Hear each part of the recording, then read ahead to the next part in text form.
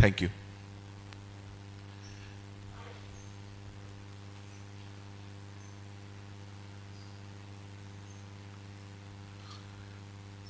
एक चीज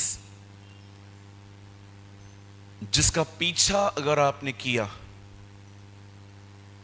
तो यह आपके जीवन के हर क्षेत्र पे प्रभाव डालेगा। और मुझे लगता है कि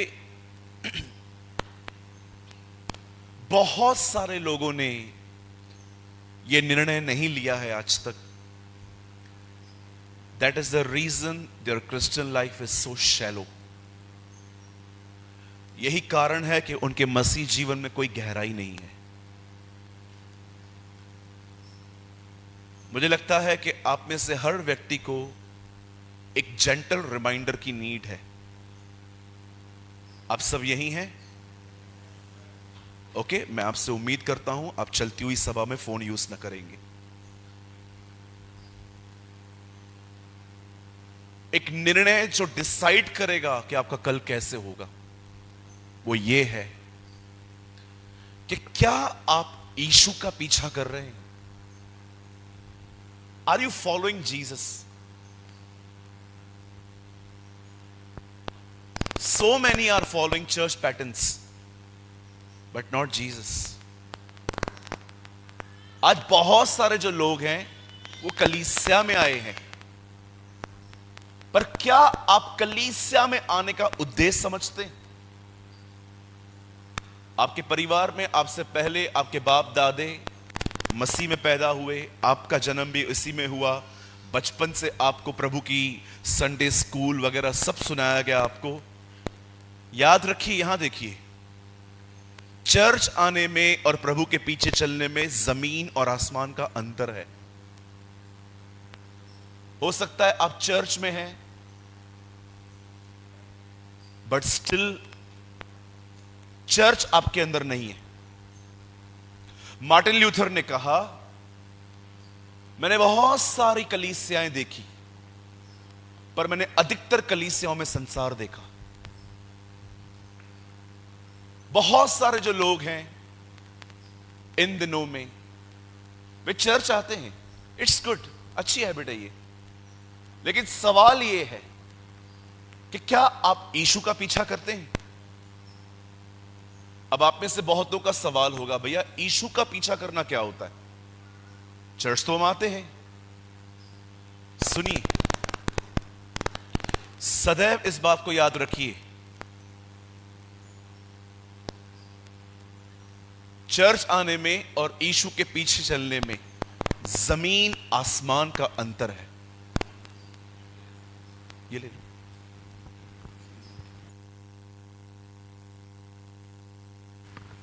चर्च आने में और यीशु के पीछे चलने में जमीन और आसमान का अंतर है।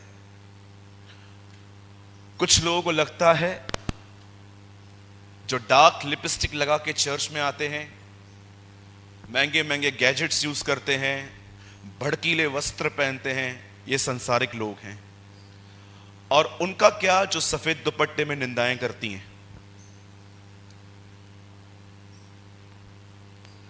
उन बहनों का क्या जो सफेद दुपट्टा पहन के आती हैं, सफेद कपड़े पहन के चर्च में आती हैं, लेकिन मीटिंग पूरी होने के बाद चर्च के बाहर इनकी मीटिंग चालू होती है।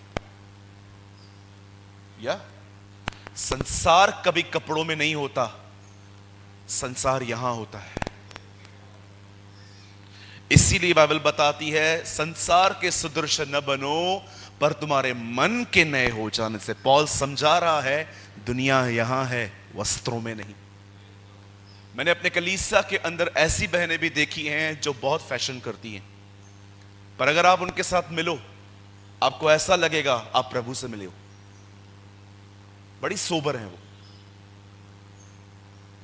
मैं फैशन को बढ़ावा नहीं दे रहा, इवन मैं तो बहनों को बहुत एडवाइस देता हूं कि ब्यूटी पार्लर का काम मत करो अपने कलीसिया के अंदर, क्योंकि परमेश्वर अगर हमें सिंपलिसिटी में जीने के लिए कह रहा है तो वो उस बिजनेस को कैसे ब्लेस करेगा जो सिंपलिसिटी को तोड़ रहा है। सोचो, मुझे एक आदमी ने कहा, क्या आप मेरे लिए मेडिक्लेम भेजोगे? उनको पता है कि इनका सर्कल बहुत बड़ा है, तो ये आवाज थोड़ा बढ़ाइए।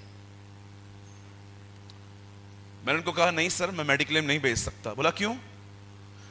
मैंने कहा सोमवार से लेकर शनिवार तक लोगों को बोलूं कि तुम बीमार पड़ने वाले हो, मेडिक्लेम ले लो, और रविवार के दिन प्रचार करूं यीशु तुम्हें चंगा करेगा। विवेक अगुवाई नहीं करता। मैंने वो छोड़ दिए काम, मतलब मैं घुसा ही नहीं। जब यीशु आपको कहता है मेरा पीछा करो, उसका अर्थ क्या है? When Jesus told you come and come after me, follow me, what is the meaning? क्या मतलब क्या है इस चीज का? क्या यीशु ये कह रहा है यहां तक बाल बड़े करो मेरी तरह? क्या यीशु ये कह रहा है मेरी तरह व्हाइट चोगा पहनो? क्या यीशु ये कह रहा है कि मेरी तरह कारपेंट्री का काम करो? क्या यीशु ये कह रहा है कि मेरी तरह विवाह मत करो? नो। जब यीशु कहता है मेरा पीछा करो, तो आपको ये कहता है आओ और देखो मेरा अंदरूनी स्वभाव कैसा है और वैसे बनो। That's he preach। क्या आपने इस चीज को देखा? जब 5000 लोग उसके सामने आए, बड़ा ध्यान दीजिएगा, ये आपकी टेस्टिंग है, मैं पूछूंगा आपसे, और किसी से पूछ सकता हूं मैं बीच में खड़े करके, बताओ मैंने क्या कहा। हाँ ठीक है, अब थोड़ा आप अलर्ट हो जाएंगे। इज्जत का सवाल आया है ना? जहां पर अपनी इज्जत की बात आती है ना, वहां पर हम सब भूल जाते हैं। अच्छा, कितने लोगों ने बाइबल के अंदर यह वचन पढ़ा है कि यीशु मसीह के सामने 5000 लोग आए, यीशु ने उनको देखा, यीशु ने उन पे तरस खाया, और बाद में प्रभु यीशु मसीह ने परमेश्वर से कहा कि प्रभु इनके लिए कुछ करिए। पहले चेलों से कहा, फिर चेले नहीं कर पाए, फिर यीशु मसीह ने कहा कि कुछ भेज, और सब खा गए, और बाद में यीशु ने कहा धन्यवाद। क्या आपने बाइबल में यह पढ़ा है?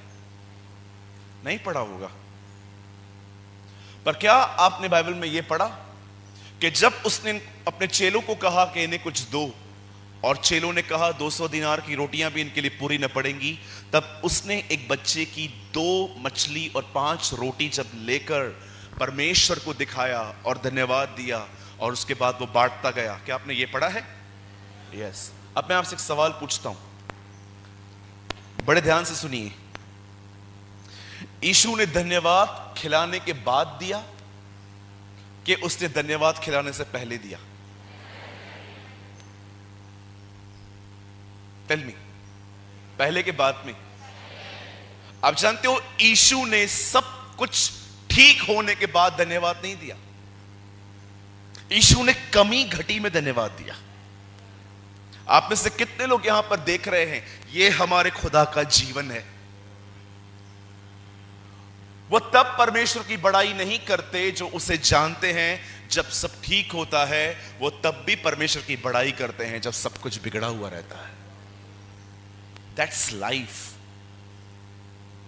सिद्धांत आपको बहुत पता होंगे चर्च के प्रति, पर क्या आपको उसका जीवन पता है? एक दिन यीशु के भाइयों ने कहा, हम यरूशलेम चल रहे हैं, क्या तू भी हमारे साथ चलेगा? ऐसा लिखा है कि यीशु ने उनको कहा, नहीं मैं नहीं आऊंगा। लेकिन बाइबल बताती है उनके जाने के बाद यीशु पीछे से गुप्त तरह से गया। बैठ जाइए, वहीं पर बैठ जाइए। यीशु गुप्त रीति से वहां पर गया।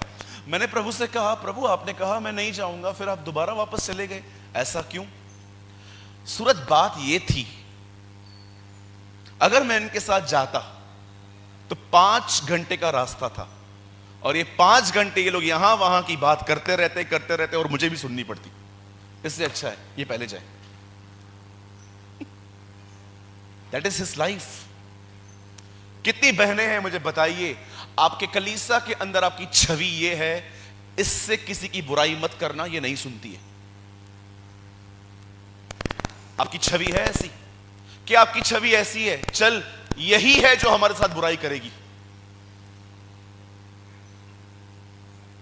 Are you following Jesus? कोई ऐसा तो नहीं है आपके चर्च के अंदर ही जिसको पता है ये सारी संसारिक बातें इसके साथ ही की जा सकती हैं और कोई नहीं सुनेगा, और वो आ जाते हैं, आपको कॉल पे ले लेते हैं और वो वहां से गीत गाते हैं, मिले सुर मेरा तुम्हारा और आप तो सुर बने हमारा।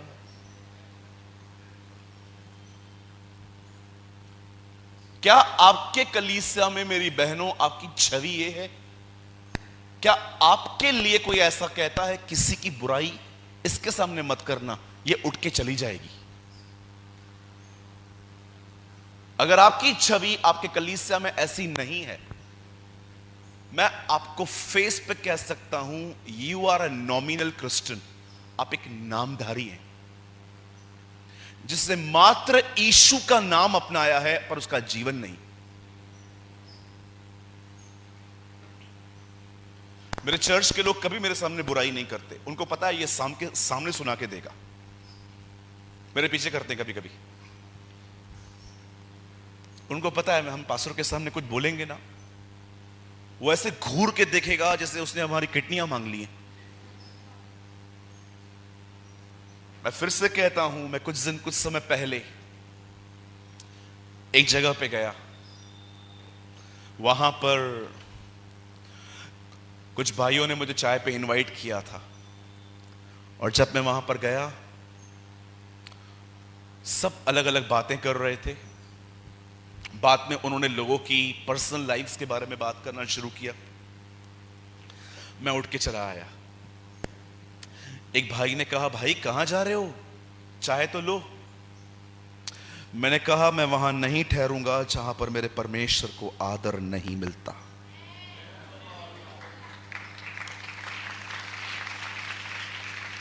आप संसारिक बातें भी करोगे ना, मैं आपके यहां से नहीं जाऊंगा, लेकिन आप बुराइयां करोगे ना, I will not stand for a 1 minute beside you। और मैं आपको भी सलाह देता हूं, कीप दिस स्टैंडर्ड।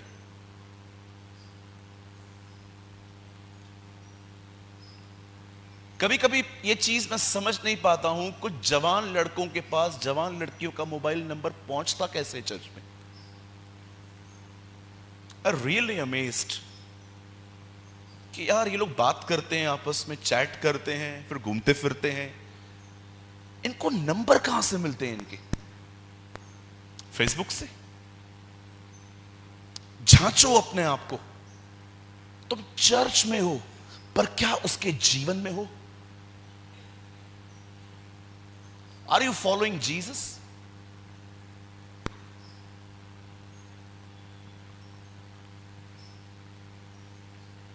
एक दिन एक पास्टर ने मुझे कहा, ब्रदर हम आपको अपने चर्च में इनवाइट करना चाहते हैं। मैंने कहा ओके, आप बताइए। He is a man from Lucknow. सारी बातें फिक्स हुई। बाद में उन्होंने कहा, मेरी बेटी आपसे कोऑर्डिनेट करती रहेगी, वो आपको बताती रहेगी। मैंने उनको कहा, आपकी बेटी क्यों करेगी, आप करो ना। अरे नहीं, वो आपकी बहन है। बिल्कुल, बहन से भी ज्यादा है, लेकिन वो क्यों करेगी, आप करो ना। यंग गर्ल है, टेम्पटेशन में आ गई तो।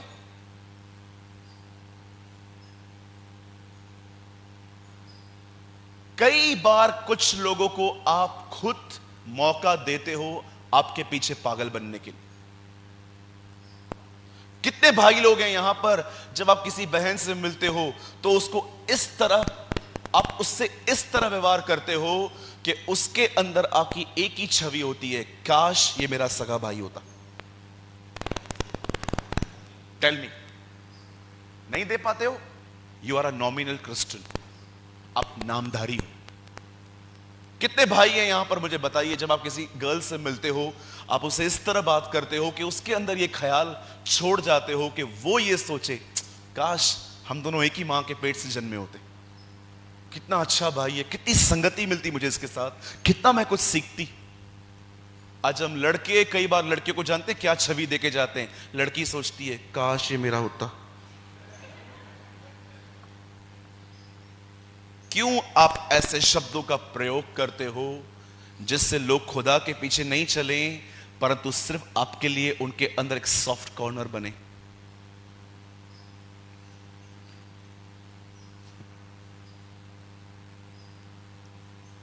एक दिन एक मीटिंग रखी जा रही थी, मैंने उन्हें एक बात कही, मैंने कहा ऑर्गेनाइजर कौन है? बोला मैं हूं। मैंने कहा जो लोग चर्च में आपके मुझे सुनने के लिए आएंगे, अगर उनको पता नहीं मिलेगा तो कॉल किसको करेंगे? उन्होंने 4 नंबर दिए। मैंने उनसे कहा ये चारों नम्र हैं?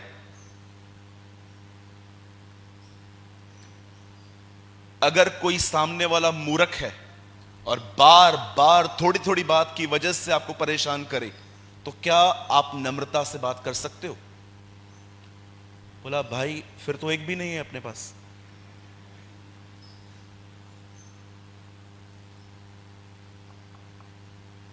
जमीन और आसमान का अंतर है कलीसिया में आना और खुदावन के पीछे चलना। हो सकता है आप चर्च में आए हो, बड़ी अदब से आप आराधना करते हो, बड़े अदब से आप बैठते हो, बड़े अदब से नोट्स बनाते हो। याद रखिए यहां पर ये सब बहुत इंपॉर्टेंट है, लेकिन आपकी ट्रू लाइफ इस दरवाजे से बाहर शुरू होती है। जब आप यहां से गुजरोगे, यहां से जाओगे और एक बहन आपको कहेगी उसको देखा तूने? हाँ, हमको तो प्रेज़ द लॉर्ड भी नहीं किया उसने, आज घमंडी बन गई है।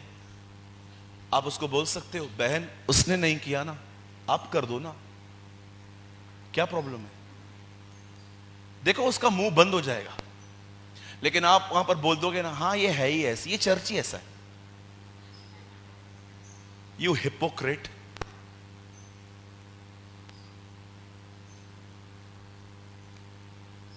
I preach what I practice.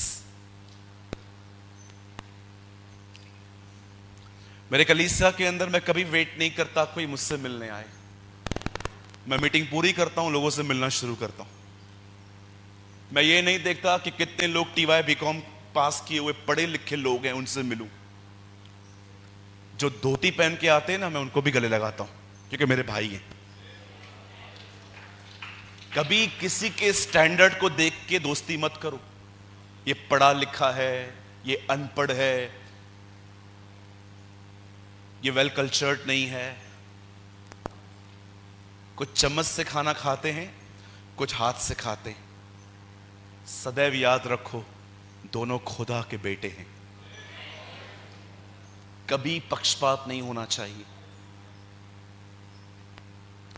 मेरे चर्च के अंदर एक दिन एक भाई ने गड़बड़ की, और वो एक लीडर था। जानते मैंने क्या किया? मैंने उससे कहा तू गलत जिंदगी जी रहा है, 3-4 महीने तू वेदी पे मत आ, दुआ कर, क्लियर हो जा, फिर आ। किसी भाई ने मुझसे पूछा भैया आपने इनकी सेवा क्यों बंद कर दी? मैंने कहा मुझे इसके वरदान से इसकी आत्मा से ज्यादा प्यार है। कितनी बड़ी बात है कि अगर आपको पता है कि ये गड़बड़ में है, उसके बाद भी आप उसको सेवकाई दे रहे हो, इसका मतलब आपको उसकी आत्मा से ज्यादा उसके वरदान से प्यार। भले वो यहां पर यूज हो और ऊपर खुदा के सामने वो दोषी ठहरे। मैं अपने चर्च में सेवकों के ऊपर बहुत स्ट्रिक्ट हूं। मैं सदैव कहता हूं जो लोग नीचे बैठे हैं ना, मैं उनसे कभी भी स्ट्रांगली डील नहीं करता, मौकों पे मौके देता हूं। लेकिन अगर कोई यहां खड़ा है और वो यहां पर खड़े रहने के बाद गड़बड़ियां करता है, प्रभु बोझ की रोटी बांटने वाले लोग गड़बड़ियां करते हैं, गीत गाने वाले अगर गड़बड़ियां करते हैं, मैं कुछ नहीं करता। मैं उन्हें अपनी ऑफिस में बुलाता हूं, मैं उनको ये बोलता हूं ये बात सामने आई है, अब क्या करना है? कंटिन्यू करनी है? हां कंटिन्यू करनी है। Leave this alter.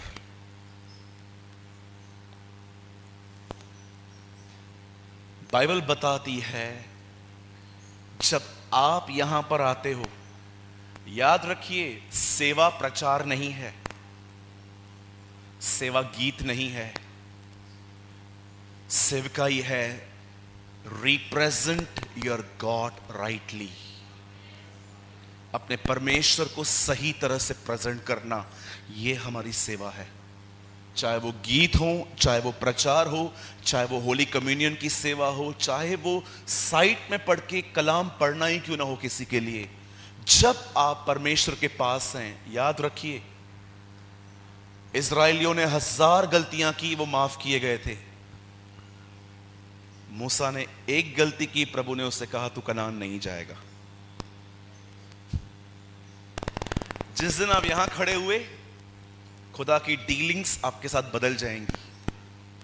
अब वो आपसे ये एक्सपेक्ट नहीं करेगा कि आपको क्या मिला, वो ये देखेगा आप क्या दे पाते हो।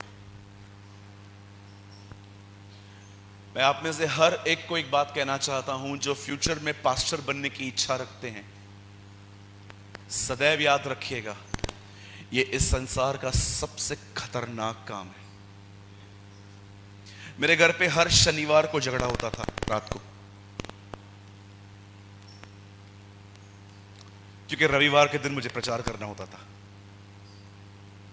मैं जान लेता था कोई डिस्टर्ब करने की कोशिश कर रहा है मुझे। आप देखो, आप घर पे फैमिली प्रेयर चालू करके देखो, 2-3 हफ्ते के बाद वापस बंद हो जाएगी।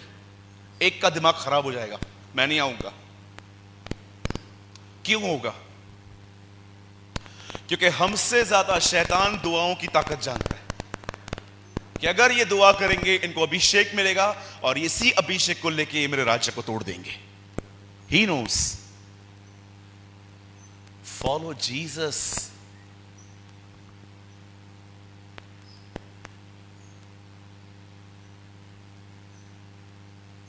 और अगर आप कभी भी ये देखो कि आपके चर्च में ग्रुपिज्म है, उस ग्रुप को तोड़ो और सबसे मिक्स होना सीखो।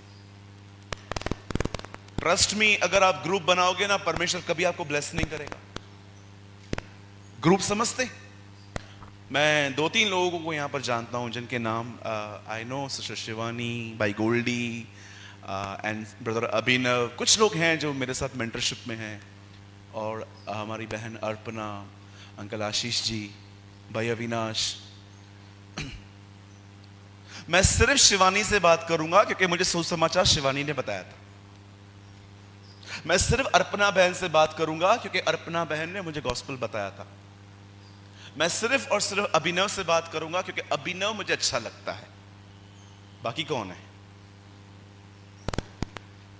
ये मेरे लेवल के नहीं है। ओ, मैं दुआ करता हूं प्रभु यीशु के नाम से सारे ग्रुप टूट जाएं और एक ही झुंड बने, क्योंकि एक ही चरवाहा है, यीशु मसीह।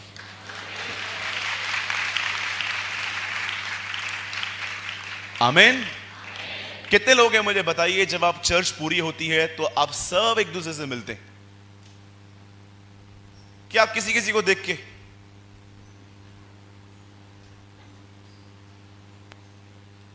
गड़बड़ है आप में?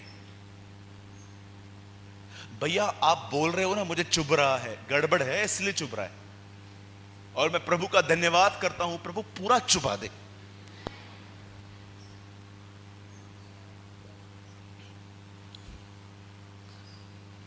जब मैंने यहां पर पहली मीटिंग ली तो कल एक बहन मुझे बोल रही थी, मुझे ऐसा लग रहा था कोई मेरी ओपन हार्ट सर्जरी कर रहा है। कल मैं एक बहन से मिला, मेरी बेटी की तरह है वो भी। वो मुझे कह रही थी, उस दिन आप प्रचार कर रहे थे ना पहली बार यहां पर, मुझे ऐसा लग रहा था परमेश्वर ने मेरे हृदय को खोल के साफ करके वापस डाल रहा है। सोचो उस बहन का कितना ध्यान वचन पर होगा। हम तो चलती हुई सभा में भी खुदा पे ध्यान नहीं दे पाते। बच्चा उठेगा सब देखेंगे बच्चे को, कोई उठेगा उसको देख लेंगे। आइए अपने पास वाले से कहिए, चर्च में आने का उद्देश्य है प्रभु के पीछे चलना। हाँ, एक चीज और अपने बाजू वाले को कहिए, बोलिए चेले बनो, चमचे नहीं।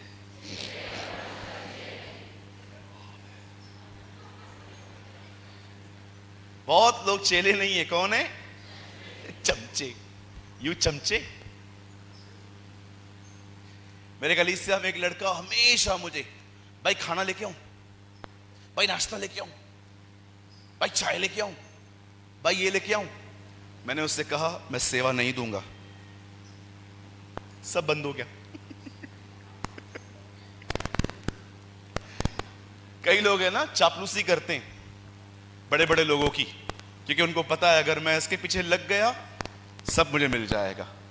भाई मेरे पीछे मत आना, ठेंगा मिलेगा। बोलो बाजू वाले को, ठेंगा मिलेगा। दिखाओ दिखाओ उसको, दिखाओ thumbs up, thumbs up, thumbs up. कुछ नहीं मिलेगा। अरे सेवा कोई नहीं देता, बाइबल बताती है सेवा ऊपर से आती है।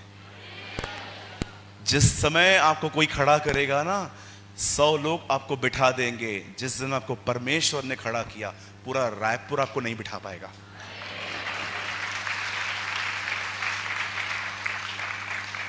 आपकी सेवकाइयां चालू हुई, बंद हो गई, फिर चालू हुई, फिर बंद हो गई। ये चिन्ह है कि आपको मनुष्यों ने दी, आपके टैलेंट, आपके तोड़ों को देखकर। जिस दिन आपको परमेश्वर खड़ा करेगा ना, पर उसके खड़े करने के अपने ही नियम है। Do you know patties and chole? छोले खाते हैं कभी? छोले, पेटिस क्या बोलते हैं? यहां पर भी पेटिस ही बोलते हैं ना, रायपुर में पेटिस। देखा है वो आपने कैसे वो तेल में सेकी जाती है? जब परमेश्वर आपको सेवा के लिए बुलाएगा ना, हर तरह से सेकेगा। जब वो देखेगा ना ये परिपक्व हो गया है, गालियां भी खाई हैं, ट्रेन के धक्के भी खाए हैं, पैसों की किल्लत भी देखी है, सब देखा है, अब ये बंदा तैयार हो गया है, चलो अब इससे काम लेंगे अपन। लेकिन सोचो, किसी को ना नौकरी का अनुभव है, ना कुछ भी नहीं है। पास्टर का बेटा आजकल पास्टर बन जाता है, यू नो। अगर कई लोग ऐसे ही सेवकाई में आ जाते हैं, मैं आपको बताना चाहता हूं, ये टारगेट प्रीचिंग करते हैं। फिर बोलो टारगेट। अभी देखो, मैं आपको एक एग्जांपल देता हूं। मैंने 10 साल नौकरी की है। मुझे अपने बॉस को 7 बजे से लेके बोलना पड़ता था, मैं जाऊं, मैं जाऊं, मैं जाऊं, मैं जाऊं, मैं जाऊं।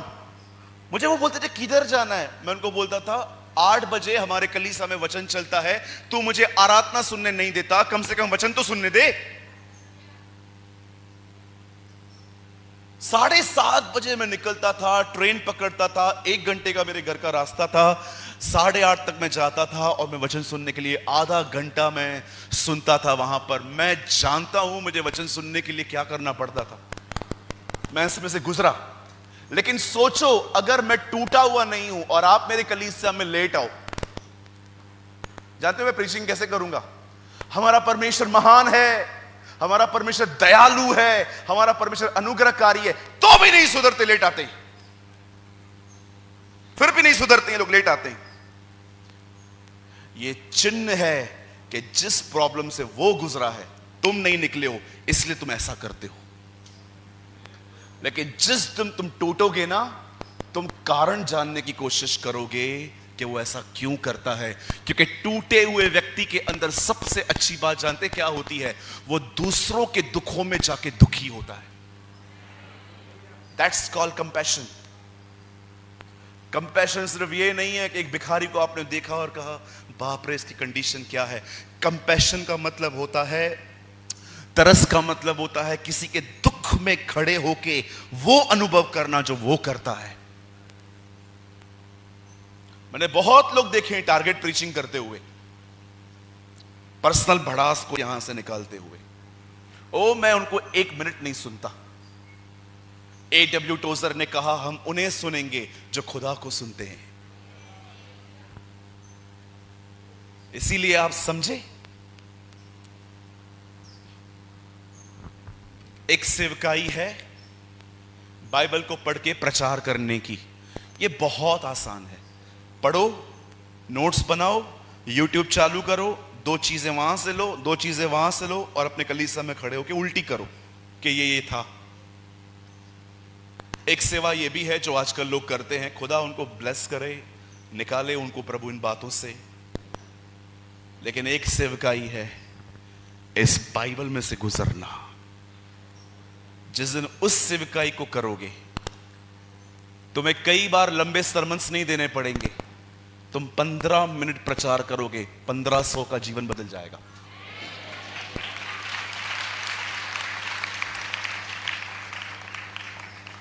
आई वॉन्ट टू एनकरेज यू। आप चाहते हो मैं 5 मिनट आराधना के बारे में भी कुछ बोलूं? वर्शिप चलेगा? कितने लोग चाहते हैं? ओके, चलिए। मैं सबसे पहले जितने भी लोग आराधना करते हैं, मैं आपको बताना चाहता हूं, आराधना मात्र गीत गाना नहीं है। सुर मैं भी बहुत अच्छे से निकाल सकता हूं, मैं अपने चर्च में वर्शिप भी करता हूं, लेकिन मैं यूट्यूब पे डालता नहीं हूं अभी। मुझे लगता है कि मैं चाहता हूं लोग वचन को ज्यादा सुने, ध्यान से सुने। मुझे उर्दू गीत भी आते हैं बहुत सारे। आई लव दिस सॉन्ग, कफारा मेरा तू ही है। लेकिन मैं ये बिलीव करता हूं कि मात्र गीत गाना प्रभु की आराधना नहीं होता। मैं एक बार नागपुर में था, एक बहुत ही इंडिया की फेमस बैंड वहां आई थी, उनकी आराधना थी, मेरा वचन था। उनकी आराधना पूरी हुई, मैं वहां पर बैठा हुआ था ऐसे, मैं सब देख रहा था वर्शिप। मीटिंग पूरी हुई, बाद में वर्शिप लीडर मुझसे पूछने आया, आपको हमारी आराधना कैसे लगी? आपको हमारी, इंग्लिश में उसने पूछा मुझसे। मैंने उसको इंग्लिश में जवाब दिया, Who told you you are a worshipper? You are a good singer, not worshipper. मैंने कहा, किसने आपको कह दिया कि आप एक अच्छे आराधक हो? आप अच्छे सिंगर हो, सुर निकालना जानते हो। मैंने उनको बाद में advice the, When you have a time, listen earnest small.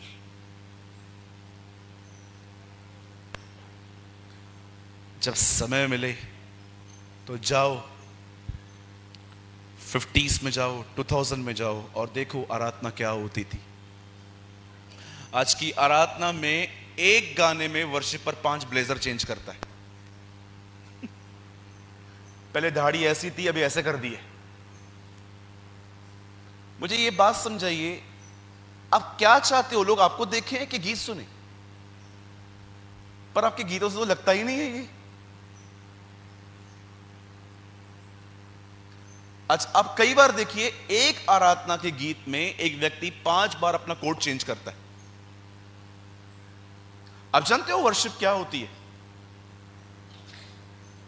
परमेश्वर ने बाइबल के अंदर, जानते हो पहला वर्ड वर्शिप कहां पर लिखा? कभी कभी आपको पूरी चीज जाननी है ना, हमेशा एक काम किया करो, कोई भी चीज जो आप पढ़ रहे हो ना, बाइबल में ढूंढो ये पहली बार कहां लिखी है, वहां से शुरू करो, आपको पूरा मतलब पता चल जाएगा। मैं ऐसे करता हूं, मैं कोई भी वर्ड जो बाइबल में पढ़ता हूं ना, मैं ये देखता हूं ये कहां से पहले आया है। और एक दिन मैंने प्रभु के वचन में पढ़ा, परमेश्वर आत्मा और सच्चाई से आराधना करने वालों को ढूंढता है। और मैंने प्रभु से कहा, मुझे बता ये आराधना सबसे पहले कहां है। तब मुझे एक आयत मिली उत्पत्ति के 22 अध्याय की, जिसमें परमेश्वर इब्राहिम को कहता है अपने बेटे को बलिदान कर। और जब वो उसे करने के लिए जा ही रहा था, वो अपने सेवकों से कहता है, तुम यहीं ठहरो, ये लड़का और मैं आराधना करके वापस लौटेंगे। आपको पता है, इब्राहिम बलिदान को आराधना कहता था। कौन सा बलिदान भैया? मुझे लगता है जो लोग गीत गाते हैं, अगर आपके जीवन में बलिदान नहीं है, वे मात्र गीत हैं आपके लिए, वो आराधना नहीं है। कितने लोग हैं मुझे बताइए जो यहां पर एक ऐसी आराधना करते हैं जिसमें जो कुछ खुदा को पसंद है, चाहे वो आपको पसंद नहीं है, आप वो करते रहते हैं, भले आपको दर्द होता है, लेकिन याद रखना यही सच्ची आराधना है। सिर्फ होठों से गीत गाना सब कुछ नहीं है। मैं भी अच्छा गा सकता हूं, बोलो तो गा के दिखाऊं। मेरे पास भी हिम्स की बुक्स हैं। कई बार जॉन वेस्ली जब प्रीच करते थे, चार्ल्स वेस्ली वहां पर बैठे रहते थे। आपको पता है, जॉन वेस्ली के प्रचार को सुनते सुनते वो एक गीत लिखते थे और प्रचार होने के बाद वो गीत वो गाते थे। आज से बहुत समय पहले एक परमेश्वर के दास ने मुझसे कहा, मैं आराधक हूं, मुझे एक आज्ञा दीजिए जो मैं हमेशा फॉलो करूं। मैंने उनसे कहा, जो गीत आप स्टेज पे गाओ उससे पहले वो 10 बार खुदा के साथ बैठ के गाओ। That's worship. आपने देखा आजकल यूथ टीम 3-3 घंटे 4-4 घंटे प्रार्थना नहीं करते, guitar practice. I want to tell you, you are not a worshipper, you are a performer. एक बड़ी भीड़ आपको सुनने के लिए आ रही है ना, तो इसीलिए आप तैयार हो रहे हो। कितने लोग हैं, गिटार बजाना कोई बुरी बात नहीं है, वो तो करना ही पड़ेगा, पर कितने लोग फोकस करते हैं? इससे बेहतर है हम पहले दुआ करें। एक म्यूजिशियन में और एक अभिषिक्त संगीत वाहक में बहुत अंतर होता है। आप जानते हो, एक दिन एलीशा को प्रभु का वचन नहीं मिल पा रहा था। एलीशा ने कहा वीणा बजाने वाले को बुलाओ, और जैसे उसने वीणा बजाई, लिखा है यहोवा का हाथ एलीशा पे आया। दाऊद कभी पब्लिक के लिए नहीं गाता था, वो हमेशा साइड में बैठ के गाता था, यहोवा यहोवा तू है मेरा चरवाहा, मैं हूं तेरी भेड़ प्रभु तू मेरा खुदा। जब वो ऐसे गाता था, किसी ने तो सुना था उसको, इसलिए जाके राजा को बोल के आए, राजा तेरे ऊपर दुष्ट आत्मा आती है ना, इस लड़के को बुला, इसको बोल यही आराधना तेरे सामने करे, तू छुटकारा पाएगा। Oh what a people! इनकी म्यूजिक में भी खुदा ने अभिषेक डाला था। कितने लोग हैं मुझे बताइए, अपने साजों को अपनी दुआओं में लेके जाते हैं, सामने रख देते हैं और दुआएं करते हैं, प्रभु जैसे मेरा अभिषेक कर रहा है वैसे मेरे साजों का भी कर। आज पहले 4 घंटा गिटार प्रैक्टिस चलती है, 6 घंटे पियानो बजाएंगे, और लास्ट में स्टेज पे खड़े होके, प्रभु मैं आपके सामने आया हूं, मेरा अभिषेक करना। उड़ाऊ पुत्र। मैंने ऐसे लोगों का नाम जानते क्या रखा है? बोलो बाजू वाले को, उड़ाऊ पुत्र। वो पैसे मांगता था, ये उड़ाने के लिए अभिषेक मांगते। ओ प्रभु मेरा अभिषेक करना, आग लग जाए आज। अरे बुझे हुए व्यक्ति, तू खुद बुझा हुआ है, तू दूसरों को आग लगाने की बात कर रहा है। कितने लोग हैं मुझे बताइए, ये सारे साजों को लेकर आप खुदा के चरणों में जाते हैं और वहां पर दुआएं करते हैं, प्रभु ये आपकी आराधना नहीं करेंगे, सिर्फ मेरा अभिषेक करें।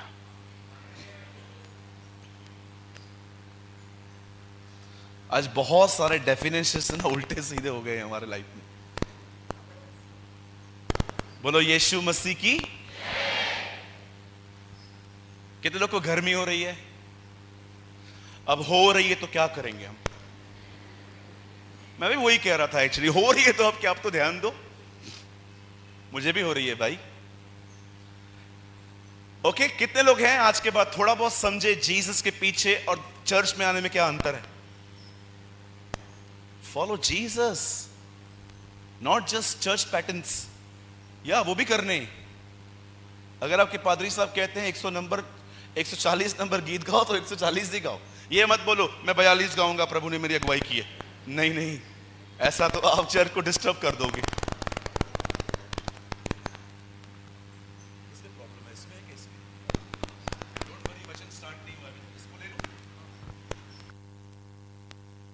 चेक 1 2 3।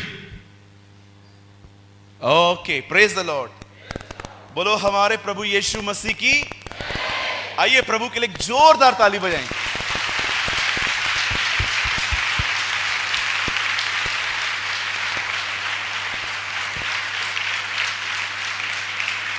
Thank you. कुछ लोग कल पूछ रहे थे आपको चश्मा लगा हुआ है। हाँ, ये नजर का है। हाँ, मैं चश्मिश हूं, इसमें क्या? और कोई है मेरे साथ?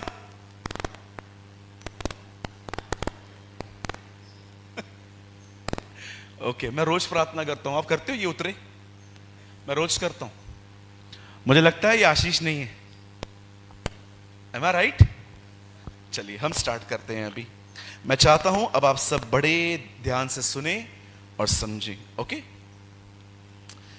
मेरे साथ खोलिए गलातियों का 2 अध्याय।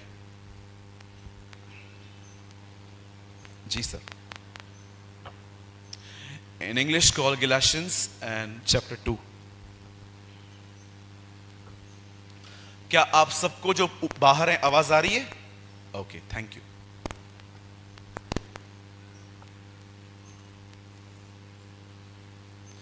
गिलातियो उसका 2 अध्याय, चैप्टर 2। मैं फिर से कहता हूं, आज का वचन विशेष कर पुराने लोगों के लिए है और सेवकों के लिए है। बड़े ध्यान से सुने। सबको मिल गया? गिलातियों की किताब लेकर आए हैं सब? लाए हैं ना सब? ओके, बाइबल में ही है। एक दिन मैंने अपने चर्च में कहा हबक्कुक की किताब खोलो, तो एक बहन ने कहा वो तो हम नहीं लाए। मैंने कहा बाइबल में ही है ना। बहुत सारे लोगों को कभी कभी मिलता नहीं है क्योंकि बाइबल ही नहीं खुलती है उनकी। गिलातियों 2 अध्याय सबने खोल दिया? ओके, चलिए मैं आपके लिए पढ़ लेता हूं आज 2 का 20 वचन। मैं मसीह के साथ क्रूस पर चढ़ाया गया हूं। अब मैं जीवित न रहा, पर मसीह मुझ में जीवित है। और मैं शरीर में अब जो जीवित हूं तो केवल उस विश्वास से जीवित हूं जो परमेश्वर के पुत्र पर है, जिससे मुझसे प्रेम किया और मेरे लिए अपने आप को दे दिया।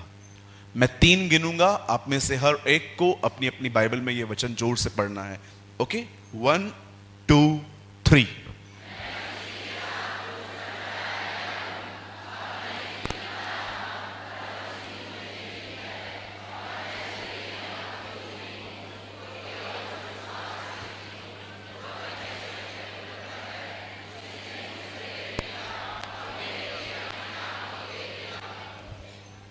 ओके, परमेश्वर अपने वचन को आशीष दे। आइए, मैं चाहता हूं आप सामने देखें सब, लुक स्ट्रेट। ओके, आपसे विनती है इस चलती हुई सभा में अभी कोई ना उठे, सब ध्यान दीजिए, बच्चों को कंट्रोल करके रखिए। मैं वचन शुरू कर रहा हूं। 1 o'clock तक, 1 बजे तक हम इस सभा को चलाएंगे। उसके बाद 10-15 मिनट की ब्रेक के बाद यूथ मीटिंग लेंगे। ओके, 2 बजे तक फिर मैं निकल जाऊंगा यहां से। मैं चाहता हूं अब आप बड़े ध्यान से सुने। परमेश्वर के वचन में लिखा है, प्रभु यीशु के जिंदा उठाए जाने के बाद एक फेस्टिवल आया जिसको हम कहते हैं Pentecost. In English call we Pentecostals. उन दिनों में वचन कहता है पवित्र आत्मा की ताकत, उसकी कुवत, जिसे हिंदी में हम सामर्थ कहते हैं, वो चेलों पर उतरी। एंड द बाइबल सेज उसके बाद उन्होंने परमेश्वर के राज्य का सुसमाचार प्रचार करना शुरू किया। प्रचार करने के बाद इस झुंड का बड़ा विरोध हुआ। लॉकअप में डाल दिए गए, मारे गए, काटे गए। इवन उन दिनों में बाइबल बताती है लोग शेरों के सामने फेंके जाते थे।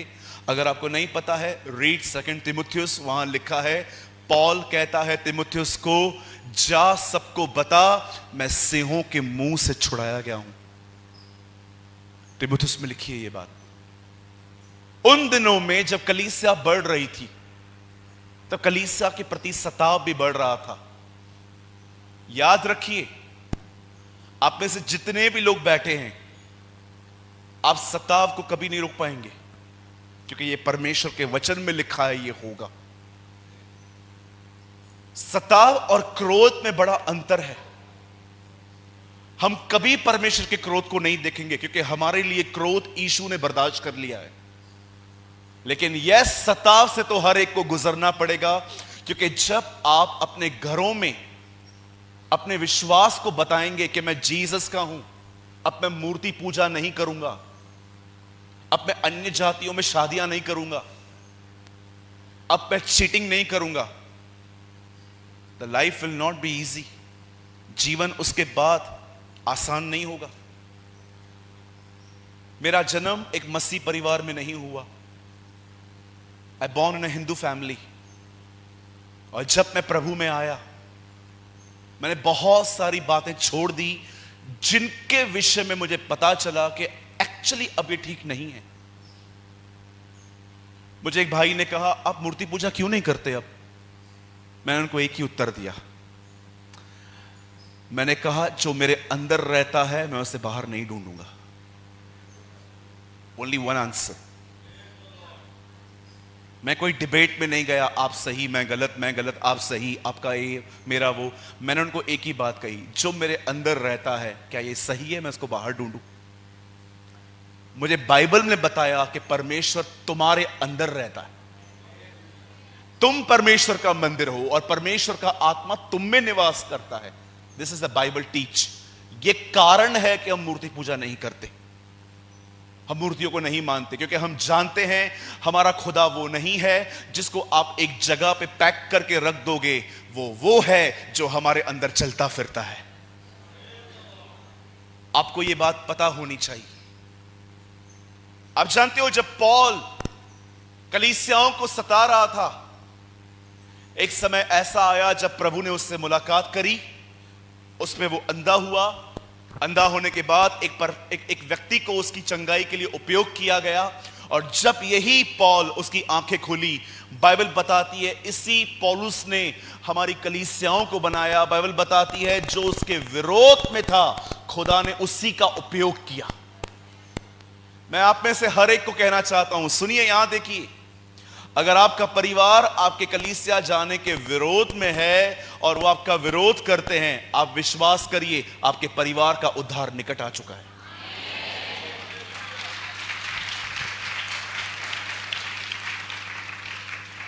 परमेश्वर के काम करने के दो तरीके होते हैं।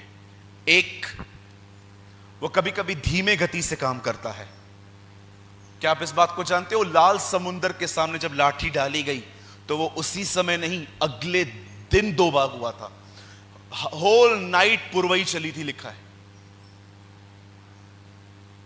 लेकिन आप जानते हो जब यरदन नदी दो भाग हुई तो उसी समय हो गई जब याजकों के पैर उसमें पड़े। परमेश्वर ने दो जगहों पर यह दिखाया है। कभी कभी मैं धीमे से काम करता हूं, और अगर तुम ये देखो कि मैं धीमे से नहीं कर रहा हूं तो समझ जाओ मैं कुछ अचानक करने वाला हूं। कभी ना सोचें कि परमेश्वर शांत है, वो हमेशा कुछ करता रहता है। आपके जीवन में कुछ नहीं दिख रहा, तब्दील नहीं दिख रही, बदलाव नहीं दिख रहा, इसका मतलब यह नहीं है कि खुदा सोया हुआ है। याद रखिए, कभी कभी उसका शांत रहना उसकी एक महान जीत का चिन्ह होता है। Remember always. मैंने जब दुआएं करना चालू की ना, मेरे घर के हालात और बिगड़ गए।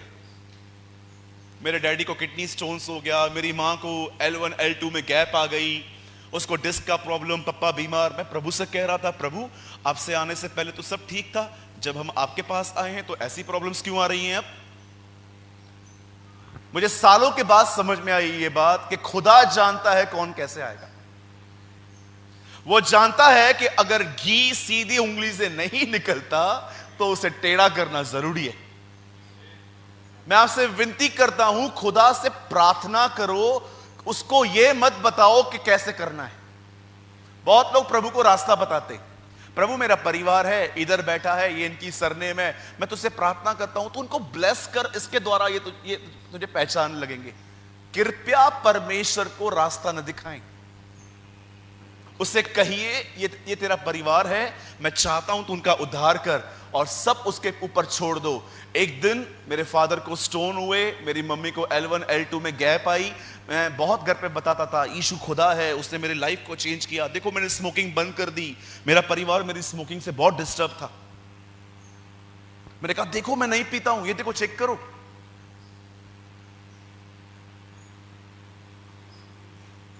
पर बड़ों को ईगो होता है ना कि छोटा हमको सिखाएगा। मेरे डैडी ने बोला हां ठीक है, हां ठीक है।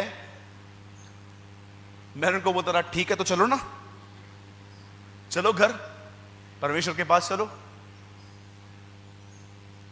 एक दिन मेरे डैडी को स्टोन्स हुए, बहुत दर्द हुआ उन्हें। मैंने उनको कहा एक परमेश्वर के जन आ रहे हैं, मैं वहां पर वॉलंटरी का काम कर रहा हूं, मैं चाहता हूं आप भी आओ शाम को। उन्होंने अपने घमंड में, तू हमें ना सिखा, बड़ा आया है हमें बताने के लिए, और हम जिनको मानते हैं क्या पागल हैं? मेरे डैडी ने बड़ा भाषण किया मेरे साथ। शाम को मैं खड़ा था, लोगों को बिठा रहा था, लोगों की चप्पलें उठा के रैक्स में रख रहा था, अंदर इंदर दुआ कर रहा था, प्रभु लेकर आओ उन्हें, कुछ दया कर हम पर, रहम कर। पूरी मीटिंग हो गई, 8:45 बज गए, मेरे डैडी मुझे कहां भी नहीं दिखे। मैं घर गया, मेरे डैडी टेबल पे बैठे हुए थे और मुझे बोलते हैं, अरे कौन है ये यीशु? मैंने बोला क्यों? बोला मैं आया था।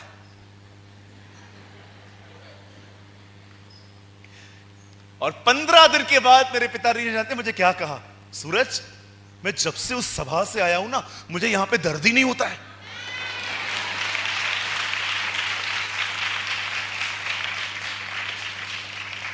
और अंत में मेरे डैडी ने कहा, तेरा यीशु सच्चा है। कृपया परमेश्वर को रास्ता न दिखाएं। मैं कभी भी किसकी गवाहियां सुनता हूं ना, मैं एक्साइटेड नहीं होता कि जो उनके साथ हुआ है वो मेरे साथ भी होगा। बहुत सारे लोग दूसरों की गवाहियां सुन के, मैंने कलीसिया में पैसा दिया, आज मैं करोड़पति हूं। सब लोग, मैं भी कल लेके आएगा। अरे लालची, परमेश्वर हर एक के साथ अलग अलग डीलिंग्स करता है। अयूब कहता है बवंडर आया, यहोवा उसमें न था, लेकिन एलिया कहता है बवंडर आया, यहोवा उसमें था। परमेश्वर हर एक के साथ अलग अलग डीलिंग करता है। किसी की भी गवाही को सुन के अपनी गवाही मत बनाओ। परमेश्वर सबको अपने हिसाब से देता है, क्योंकि वो जानता है हर एक के लिए क्या सही है। अब मेरे डैडी बिलीव में आए, अब मेरी मां को लेके आना था। प्रभु ने L1 L2 में गैप कर दी। मेरी मां उठ ही नहीं पाती थी। ओ दुआ कर दे, दुआ कर दे बोलती थी, दुआ कर दे। हर दिन मम्मी को उठाता था, एक हाथ उसके ऊपर रख के दूसरा उसकी बैक पे उठा, प्रभु मेरी मम्मी को ठीक कर। 6 महीने 8 महीने दुआ करता गया। मैं कभी निराश नहीं हुआ, मैं प्रभु से दुआ करता गया। एक दिन मुंबई में एक प्लेस है थाने, मैं वहां पर प्रचार करने के लिए गया। मेरी माँ उठ ही नहीं पाती थी बेचारी। रोज वही दही बल्ले, दही वड़े बाहर के खा खा के तंग हो गया था मैं। मुझे वो दिन याद है, भजिया भजिया वड़ा वड़ा खा खा के। माँ के हाथ का खाना ही नहीं मिलता था उन दिनों में। मैं एक दिन प्रचार करके आ रहा था, मैंने अपने घर पे रिंग बजाई, टिंग टोंग। मुझे लगा मेरी दीदी अभी खोलेगी। दरवाजा मेरी माँ ने खोला।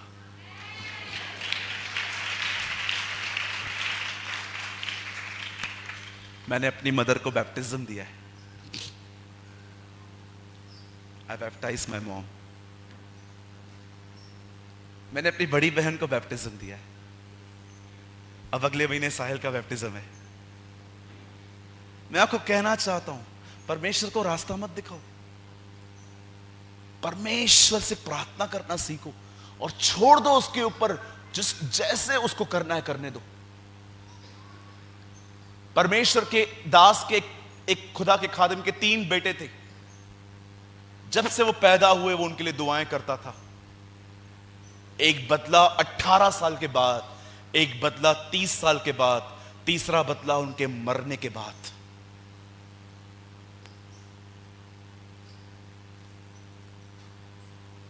आपको पता है जब पॉल अंधा हुआ और उसके बाद उसने कलीसियां बनाना चालू की, तब वो इस कलीसिया को एक बात लिखता है जो मुझे लगता है आज हमें समझनी है।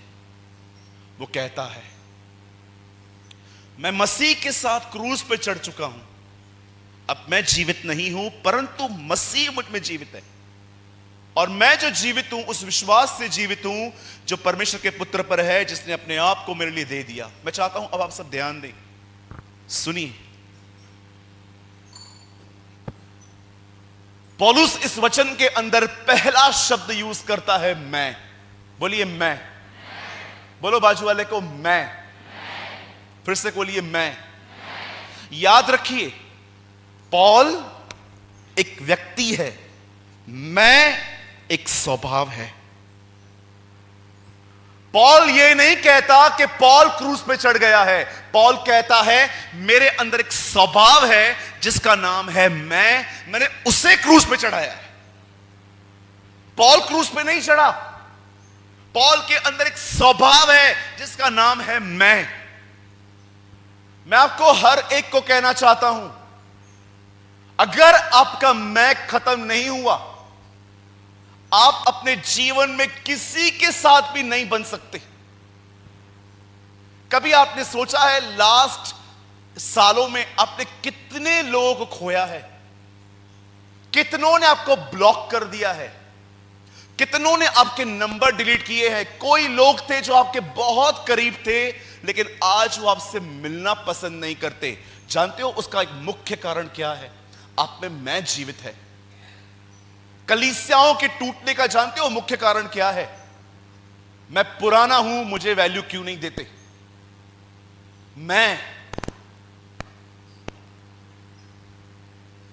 पॉल कहता है मैं मर चुका है, मैं क्रूस पे चढ़ चुका है। जब तक ये आय खत्म नहीं होगा ना, बिग कैपिटल आय, मैं आपको कहना चाहता हूं आपको सबसे दिक्कतें होंगी।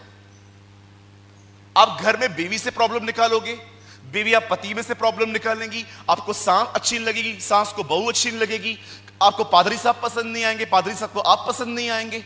आपके साथ सिर्फ कॉन्फ्लिक्ट्स होंगे। जानते हो क्यों? प्रॉब्लम उनमें नहीं है, प्रॉब्लम यह है कि आपका मैं जीवित है। याद रखिए, इस चर्च में आने के लिए मात्र एक काम करना है। घर से निकलो, रिक्शा, टैक्सी, ओला कैब बुक करवाओ, यहां पर आ जाओ। लेकिन याद रखिए, यहां तक आने के लिए आपको सिर्फ पैसे खर्च करने पड़ेंगे, ताकत यूज करनी पड़ेगी। लेकिन बाइबल मुकद्दस कहती है प्रभु यीशु के पीछे चलने के लिए तुम्हें स्वयं का इनकार करना पड़ेगा। चर्च आना सिर्फ आसान है क्योंकि घर से निकल के यहां आना है, लेकिन कलीसिया के अंदर अगर तुम यीशु के पीछे चलना चाहते हो तो तुम्हें खुदा को हमेशा यह कहना पड़ेगा मेरे मैं को खत्म कर, इसे क्रूस पे चढ़ा। एक दिन मैंने प्रभु से दुआ की थी, प्रभु मुझे आदर कम मिलता है ना, मुझे तकलीफ होती है। अगर मैं बहुत कुछ करूं और पादरी साहब यहां से मेरा नाम न लें तो मुझे तकलीफ होती है। मैं आपको एक सत्य घटना बताता हूं। एक चर्च है, उस चर्च में बड़े जाले, मट्टी, कॉकरोच, लिजर्ड्स सब घूम रहे थे। पास्टर को लगा पूरा चर्च खराब हो गया है, सफाई होनी चाहिए, इसकी पेस्ट कंट्रोल होना चाहिए। तब चर्च के भाइयों ने कहा नहीं नहीं, क्यों पेस्ट कंट्रोल, हम है ना 15 लोग, हम साफ कर देंगे। पास्टर ने कहा ओके। 2 दिन जाले निकाले गए, टाइल्स पोंछी गई, कचरा निकाला गया, टाइल्स के ऊपर रगड़ रगड़ के चमका दी चर्च उन लोगों ने। जब पास्टर आए उन्होंने देखा, वाह चर्च ही नया कर दिया इन लोगों ने। कौन कौन था? वो 16 लोग सामने के खड़े हो गए और कहा हमने किया। पास्टर ने कहा वेल डन, मैं अप्रिशिएट करूंगा तुम्हें। रविवार के दिन कलीसिया जमा हुई, लिस्ट दी गई कि इन इन लोगों ने किया है, लेकिन उस लिस्ट में 15 लोगों का नाम था, एक नाम उसमें मिसिंग था। पास्टर ने 15 लोगों के नाम ले लिए। ओ इसने ये किया, ये ऊपर चढ़ गया, ये पंखा उतार के लेके आया, ये चढ़ा के आया, फिर ये करके आया, वो करके आया। सब खुश, वाह वाह वाह वाह। अगले रविवार कलीसिया के अंदर एक भाई मिसिंग था। पास्टर उसको ढूंढ रहे थे, कहां गया ये। मीटिंग पूरी हुई, कहीं नहीं दिखा। पास्टर ने शाम को कॉल किया, अरे भाई तू आया नहीं था। तो पास्टर उस भाई ने कहा मैं बिजी था। ठीक है, अगले रविवार आ जाना। अगले रविवार को भी ये दिखाई नहीं दिया। पास्टर ने किसी और से पूछा क्या बात है, ये आता नहीं है, पूरा हफ्ता नहीं मिला है। बोला हमको भी नहीं पता है, हमारा भी फोन नहीं उठाया इसने। ओह, तीसरे हफ्ते में पास्टर उसके घर चले गए पूछने के लिए, और कैसे हो? वो ऐसा, हाँ मैं ठीक हूं, मैं आऊंगा, मैं बिजी हूं। तब पास्टर ने उसकी बीवी से पूछा सब ठीक है? बोला हाँ ठीक तो है, लेकिन मुझे भी नहीं बता रहे। चौथे हफ्ते में पास्टर ने उनको अपने घर पे बुलाया और कहा क्या बात है, 1 महीना हो गया आप दिखे नहीं हो। नहीं कोई किसी का नहीं है, कोई किसी का नहीं है, गरीब का तो कोई भी नहीं है। चालू हो गए डायलॉग्स इनके। पास्टर ने कहा क्यों टोल मोल रहे हो, बोलो क्या प्रॉब्लम है। नहीं अभी बोलना क्या है, सब दिखता है, सब दिखता है। बातों बातों में उन्होंने बोल दिया मैंने टॉयलेट साफ किए थे, मेरा नाम क्यों नहीं लिया गया। शेम ऑन दीज पीपल जो इसीलिए कुछ करते हैं ताकि कुछ पता चले। आराम से बाइबल पढ़िए। यीशु मत्ती के घर में गया, यह बात मत्ती में नहीं लूका में लिखी है, मत्ती ने छुपाई। मैथ्यू ने नहीं लिखा कि यीशु मेरे घर आए थे, लूका बताता है यीशु उसके घर पे गया था। लेवी लिखा है, लेवी, मत्ती और लेवी एक ही हैं, जैसे नतनल और बरतुल में एक ही हैं। कभी आपने इस बारे में सोचा है? 12 चेले थे पर पूरे प्रेरितों के काम में जिक्र ही 3 या 4 लोगों का है। पतरस, याकूब, यूहन्ना, फिलिपुस, पॉल। पॉल तो 12 में था भी नहीं। जो 9 थे वो कहां गए? खुदा के कलीसिया में कुछ ऐसे भी लोग होने चाहिए जो बहुत कुछ करें, एक शर्त पे कि मेरा नाम नहीं आना चाहिए। आजकल तो देखो, इज्जत न मिलने पे मंडलियां बदल देते हैं लोग और कलीसिया में से गड़बड़ निकालते हैं। उनमें गड़बड़ नहीं है, गड़बड़ आप में है, क्योंकि आप में मैं जीवित है। आए जब तक ये खत्म नहीं होगा, आपकी किसी से भी नहीं बन सकती। मेरे से क्यों नहीं पूछा, मेरे को क्यों नहीं बताया, मुझे हमेशा अलग रखते हो, मुझे मुझे मैं बकरी कहीं के। कितने लोग हैं मुझे बताइए, आप प्रभु से ये कहते हैं प्रभु मेरे मैं को खत्म कर। आप एक दिन ये दुआ करके देखो, एक दिन आप ये दुआ करके देखो, उसी दिन आपको कोई इतना सुनाएगा, घर के अंदर, ऑफिस में, कलीसिया के बाहर, और आप प्रभु से कहोगे ना ये क्या है? तेरी दुआओं का उत्तर। तूने कहा था ना मुझे क्रूस पे चढ़ा, ऐसे ही चढ़ा जाता है मेरी बेटी, मेरे बेटे। जिस व्यक्ति को अपनी बुराई, अपनी निंदा, अपनी बेइज्जती सहन नहीं होती, उनका मैं कभी खत्म नहीं हो सकता। मैंने नौकरी की है, मैं एक वाइन शॉप पे काम करता था। जब मैं प्रभु में आया तब मैंने वो काम छोड़ दिया, क्योंकि मुझे लगा मुझे यहां नहीं रहना चाहिए, गलत फील्ड है। शराब की दुकान पे काम करता था मैं। बड़े बड़े लोग आते थे हमारे यहां पर, एक्टर्स आते थे पैक पीने के लिए। 1-1 लाख रुपए की बोतल खरीदने के लिए वो लोग आते थे हमसे। एक दिन मुझे खुदा ने कहा, आपको पता है हर दिन 10 मिनट लेट होने पर मेरे बॉस मुझे गालियां दे के बात करते थे। मेरे बॉस सिंधी थे मेरी तरह। 10 मिनट लेट हो गया ना, प्रेमानी अंकल ट्रेन लेट थी, मैं अंधेरी से आता है, तू उल्लासनगर से लेट आता है, ओ गालियां चालू। खाना खाने के लिए अगर 5 मिनट लेट हो जाए, गालियां चालू। गाली के सिवा वो बात ही नहीं करते थे। और मुझे पैसों की जरूरत, मुझे पता था जो सैलरी यहां मिलेगी वो कहीं नहीं मिलेगी मुझे, और इसलिए मैं टिका था। हर दिन गालियां, खूब गालियां खाता था। लेकिन बाद में पता चला इन गालियों ने ही मुझे क्रूज पे चढ़ा दिया। आज फर्क नहीं पड़ता, अब फर्क नहीं पड़ता। कभी कभी आप देखो, आपके बिल्डिंग में अगर पूरी लाइटिंग की गई है, शादी है, सबको कार्ड दिया उन्होंने, आपको नहीं दिया, और आपका पति रात को आया, सुनो जी, हां बोलो, ऊपर वाले की शादी है, बेटी को उन्होंने एंगेज किया है, अब शादी कर रहे हैं। हाँ तो फिर क्या हुआ? पता नहीं क्या प्रॉब्लम है इनको, सबको कार्ड देके गए, हमको नहीं देके गए। हमारी बच्ची की शादी होगी ना, मां कसम मैं भी नहीं दूंगी। कितना मैं जीवित है आप में। एक कब्रिस्तान में एक आदमी को गाड़ दिया गया। हर 1 महीने में उसकी औरत फ्लावर लेके उसके कब्र के बाहर रखने के लिए आती थी। जब बारिश की सीजन हुई तो बारिश 3 महीने कंटिन्यू पड़ी, और 3 महीना जाके जाना मिस हो गया। जब बारिश खत्म हो गई, फिर ये अपने फ्लावर लेके अपने पति की कब्र पे गई, और जैसे वो रख ही रही थी, अंदर से आवाज आया, 3 महीने किधर थी? आवाज आएगा क्यों? मरा हुआ आदमी शोर नहीं करता,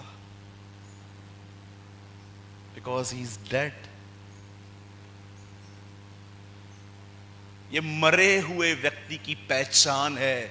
तुम उससे कैसा भी व्यवहार करो, कुछ नहीं बोलेगा। क्या तुम नहीं जानते कि तुम में से जितनों ने प्रभु यीशु मसीह का बपतिस्मा लिया है, तुम सबों ने उसकी मौत का बपतिस्मा लिया है? पौल कहता है। आपको पता है, आप में से बहुत सारे जो लोग हैं, आपके रिश्तों के खराब होने का मुख्य कारण क्या है? मैं। आप जानते हो, प्रभु ने एक दिन जब मूसा से मुलाकात की, मूसा उसको बोलता है, इज़राइल के लोग मुझसे पूछें कि तेरा नाम क्या है, तो मैं तेरा नाम क्या बताऊं? खुदा ने कहा, उन्हें बोल, मैं जो हूं सो हूं। मैं नाम सिर्फ खुदा का है। और जब आप बोलते हो ना, मैं,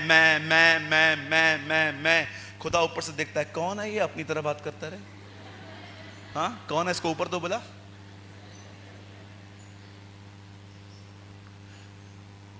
बहुत मैं करोगे ना, उसकी नजर में आ जाओगे। मैंने ऑफरिंग दी, मैंने पैसे दिए, मैं घर चलाता हूं, मैं ये करता हूं, मैं वो करता हूं। कई बच्चे कमाना चालू करते हैं ना, उनको लगता है माँ बाप को ये पालते हैं अभी। एक दिन मैं अपने काम की जगह पे काम कर रहा था, मेरे पिताजी बिल्कुल बाजू में खड़े थे। एक आदमी आया मुझसे मिलने, सूरज भाई कैसे हो? मैंने कहा मस्त हूं, उड़ रहा हूं हवा में, और बताओ ये कौन है? मैंने कहा ये मेरे पिताजी हैं, मेरे वालिद हैं ये। अच्छा, तो ये आपके साथ रहते हैं? मैंने कहा नहीं सर, इन्होंने हमें रखा है। आप माँ बाप को रखोगे, आपकी हैसियत है माँ बाप को रखने की। इतने कांड किए हैं, उसके बाद भी उन्होंने आपको रखा है।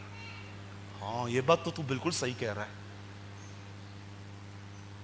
इतने कांड किए हैं आपने, सब आपको सबल के उनको रखा है, और आप माँ बाप के लिए ये बोलते हो आपने इनको रखा है? Shut your mouth.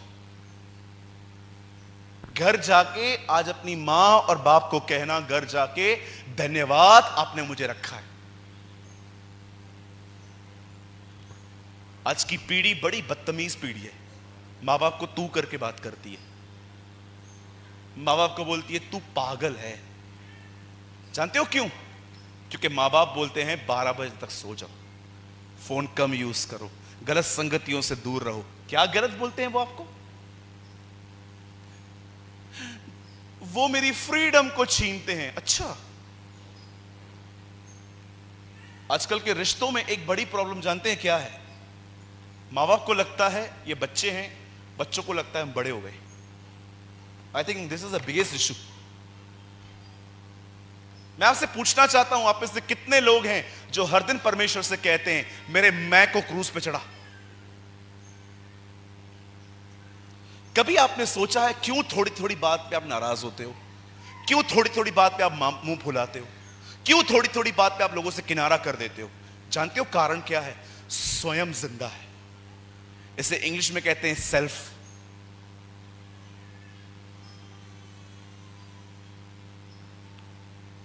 कितने लोग चाहते हैं कि आपका स्वयं क्रूस पे चढ़ाया जाए? हाथ उठाइए। Come on, lift your right hand. कितने लोग चाहते हैं कि मैं क्रूस पे चढ़ाया जाऊं? चलिए, आज आपको एक चढ़ाई देंगे। अब मेरे पीछे काम करिए, ऐसे करिए, ऐसे करिए। अभी बिलीव कीजिए आपके हाथ में सुई है और धागा है, और अब ऐसे कीजिए। Come on, come on, come on. ये क्रूज पे चढ़ने की पहली सीढ़ी है। अपने मुंह को सीना सीखो। जिसको जो बोलना है ना, बर्दाश्त करते रहो, बोलते रहो। कोई भी आपको गाली दे, उल्टा सीधा बात करे, हमेशा उसकी तरफ खुश करके देखो। Thank you. क्यों थैंक यू? तू ही तो क्रूज पे चढ़ा रहा है।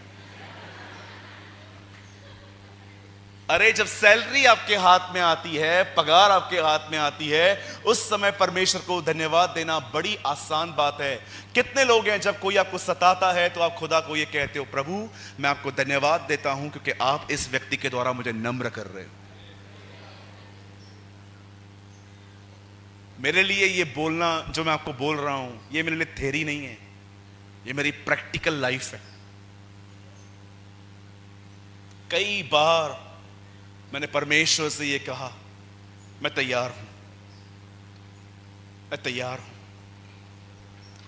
मेरे भाइयों, मेरी बहनों, मैं आप में से हर एक को कहना चाहता हूं, अगर आज की सुबह आप परमेश्वर की वाणी सुनना चाहते हो तो परमेश्वर आप में से हर एक को एक बात कह रहा है, तुझे मरना है। कहां मरना है? अपनी सेल्फ लाइफ में मरना है आपको, अपनी नींद से मरना है। मुझे आज भी याद है, मैं एक दिन एक चर्च में गया, जिस घर में उन्होंने मुझे रखा, आपने तो मुझे बहुत अच्छे से रखा है, थैंक यू, लेकिन जिस घर में मैं वहां पर था, वहां पर पंखा चल रहा था, पंखे में आवाज को छोड़ के सब कुछ था, सॉरी हवा को छोड़ के सब कुछ था। पंखा चल रहा था, ढू ढू ढू ढू ढू ढू ढू ढू, हवा थी ही नहीं। एक बार तो मैं पंखे के 1 इंच आगे चला गया, हवा ही नहीं है यार। फिर जानते हो मैंने क्या किया? रात को मैंने खिड़कियां ही खोल दी, खिड़कियां खोली, 1000 मच्छर मेरे रूम में आ गए, मेरी पीठ पूरी काट काट के उन्होंने लाल कर दी। नेक्स्ट डे मैं डॉक्टर के पास गया, मैंने डॉक्टर को शर्ट उतार के दिखाई, मैंने कहा क्या कर दिया है। मैं इतना गुस्सा हो गया था मच्छरों पे, मैंने प्रभु से जानते क्या कहा, मैं इनको श्रापित करता हूं यीशु के नाम में, ये सब मर जाएं जिन्होंने मुझे काटे। मैं इतना इतना परेशान हो गया था। फिर जानते क्या हुआ? ये मच्छरों ने काटा, हवा नहीं है। फिर जब मैं वहां पर मैंने कहा मुझे खाना चाहिए, उनकी खाने की रोटियां इतनी चौड़ी, मैंने तो एक बार कह भी दिया इसको तोड़ने के लिए आरी या कुछ लेकर आओ, इतनी मोटी रोटी कौन खाता है? हमारे यहां तो ब्रदर यही खाते हैं। मैं सोच रहा था मैं मार्केट जाऊं, भेल पापड़ी और फरसान वगैरह 200-300 रुपए का लेके आऊं, मैं वही खा लूं। लेकिन मुझे मालूम पड़ा जहां पर मैं रह रहा था वहां पर से 8 किलोमीटर दूर तक भी कोई किराने की दुकान नहीं थी। मैंने कहा बाप रे किधर आ गए, मैं बॉम्बे में घूमने वाला लड़का, सारा दिन पिज्जा ग्रिल सैंडविच खाने वाला लड़का, बाप रे ये कहां फंसा दिया इन्होंने मुझे। सैंडविच नहीं मिल रही है, कुछ नहीं मिल रहा है। और रात को जब मुझे सोने की बारी आई, मेरे कमरे में 6 लोग सोने आए। मैंने बोला ये कौन है? बोला पास्टर ये भी आपके साथ सोएंगे। मैंने कहा सुनो 4-5 को और लेके आओ, मेरे ऊपर भी डाल दो। अरे ये क्या है, कोई प्राइवेसी नहीं है मेरी। एक मेरे कंधे पे सोया है, उसकी पूरी थूक मेरे ऊपर बह रही है, मेरी शर्ट गीली हो गई। मैंने नेक्स्ट डे बोला तेरे पास मैनर्स है नहीं है, क्या कर दिया? दूसरा मेरे पैरों पे सोया है, मेरे पैर नहीं हट रहे। मुझे ऐसा लग रहा था मुझे क्रूज पे ठोक के किसे लगा दिया है कि यहां पर खड़ा रहे। और उसके बाद जानते हो क्या हुआ? जब मैं वापस आ रहा था, जो मेरा ड्राइवर था, मुझे उसको 50 की स्पीड पे चलाने के लिए ऊपर से मुक्के मारने पड़ रहे थे। अरे बगा कोई नहीं है आगे, चला रहे हैं ना, ऐसे बोलता है चला रहे हैं ना। मैंने कहा चला कहां रहे हैं, मुझे उतार दे मैं पहले पहुंच जाऊंगा।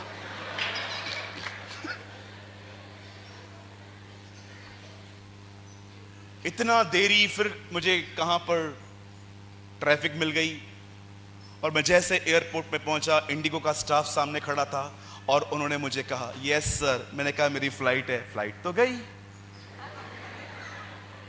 मैंने कहा कुछ और? आखिर जब मैं नेक्स्ट फ्लाइट में बैठा घर की तरफ, and the Lord spoke to me, क्या डिस्कंफर्ट के साथ तेरी कोई फ्रेंडशिप है?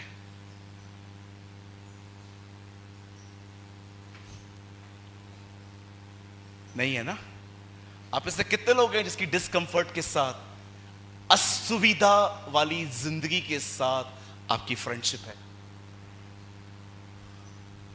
वो ऐसे दिन थे जब नींद से मेरा नाता टूट गया, मैंने नींद से दोस्ती करना वहां खत्म कर दी। परमेश्वर कई बार आपकी जिंदगियों में ऐसे हालात लेके आएगा जिससे आपकी दोस्ती उन जगहों से हो जहां कोई सुविधा नहीं है। अरे आज तो प्रभु के दासों को राजाओं की तरह रखा जाता है। सिटी का सबसे बेस्ट फूड हमें प्रोवाइड किया जाता है, अच्छी जगह पे रखते हैं। लेकिन मैं आपसे पूछना चाहता हूं, आप जानते हो आप कैसे क्रूज पे चढ़ते हो? जब आप ऐसी जगहों से गुजरते हो जहां पर आपको कोई कंफर्ट नहीं मिलता। वहां से मैंने कुड़कुड़ाना बंद कर दिया। पुरानी बात है ये बहुत। अब आप में से कुछ लोग सोचते होंगे, ब्रदर आप बातें तो बिल्कुल सही कह रहे हो, लेकिन इतना आसान नहीं है कि सामने वाला कुछ भी बोलता जाए और मैं कुछ भी सुनूं। आखिर कितनी बार पतरस को यीशु ने कहा माफ कर, पतरस ने कहा कितनी बार माफ करूं? 7 बार। प्रभु ने कहा 7 के 70 गुने, एक दिन में 490 बार। अब 490 बार एक दिन में कौन गलती करेगा मुझे बताओ? कोई भी नहीं। इट मींस माफ ही करते रहो। सुनिए, ध्यान दीजिए, एक सेवकाई है सिर्फ बाइबल को पढ़ के व्हाट्सएप पे डालने की, फेसबुक पे डालने की, ताकि लाइक्स मिले, व्यूज मिले और जस्ट सामने ऑनर कमाने की। लेकिन अब एक और सेवा का मैं जिक्र कर रहा हूं आपसे। एक दिन प्रभु मेरी दुआ है जब मैं ये प्रचार करूं तो तू इन्हें दिखा, इन्हें कहां मरना है। आमीन। लिसन, यीशु से एक दिन कुछ लोग मिलने आए। दे वर ग्रीक्स, वो यूनानी थे। और वो आके कहते हैं चेलों से, हे मास्टर, हम यीशु से मिलना चाहते हैं। तब जानते हैं क्या होता है? वो लोग यीशु को संदेश देते हैं, प्रभु कुछ लोग आपसे मिलने आए हैं। लिखा है यीशु उसी समय अपने हाथ में कुछ बीज लेता है, जमीन पे फेंकता है। मेरी इंग्लिश ट्रांसलेशन ऐसे कहती है, ये हिंदी में नहीं है। हिंदी में लिखा है जब तक बीज टूटे नहीं वो फल नहीं लाता। मेरे इंग्लिश बाइबल में मैसेज ट्रांसलेशन की कमेंट्री में ऐसा समझाया गया है, जब तक ये दाने मेरे हाथ में हैं ये कभी फल नहीं ला सकते, क्योंकि फल लाने के लिए इन्हें जमीन पे गिर के मरना पड़ेगा। तब ये बीज क्रैक होगा और इसकी जिंदगी बाहर आएगी। आपको पता है जब यीशु से मुलाकात की बारी आई तब यीशु ने उनको ये उत्तर क्यों दिया? यीशु उनको ये कह रहा था, वो मुझसे मिलना चाहते? यस लॉर्ड, ये रास्ता है, ये रास्ता है। जमीन पे पड़ के मरना सीखो, तब लोग आपके अंदर यीशु को देख पाएंगे। और अगर आप नहीं मरोगे, आई एम सॉरी टू से, शैतान दूसरों को मारने में आपका उपयोग करेगा। विश्वास करिए, अगर आपने इस मृत्यु का रास्ता नहीं चुना ना, आप दूसरों के जीवनों को तोड़ोगे, और करते भी हैं लोग। यदि कोई मेरे पीछे आना चाहे तो स्वयं का इनकार करे, अपना इनकार करे। मैं भाई सूरज प्रेमानी आपको बोलना चाहता हूं, आई डाई डेली। मैं रोज मरता हूं, अधिक फोन यूज करने के लिए मरता हूं, अधिक भोजन न खाने के लिए मरता हूं। जब मुझे कोई चीज पसंद आती है तो मुझे खुदा कहता है आज मत ले, 1 महीने के बाद लेना। इस शरीर की अभिलाषा अगर तूने अब पूरी की ना, तुझे कल भी पूरी करनी पड़ेगी। इसे मरना सिखा। एक परमेश्वर का दास अपने जीवन में अपने शरीर का नहीं, मात्र एक ही व्यक्ति का गुलाम होना चाहिए, वो परमेश्वर का है।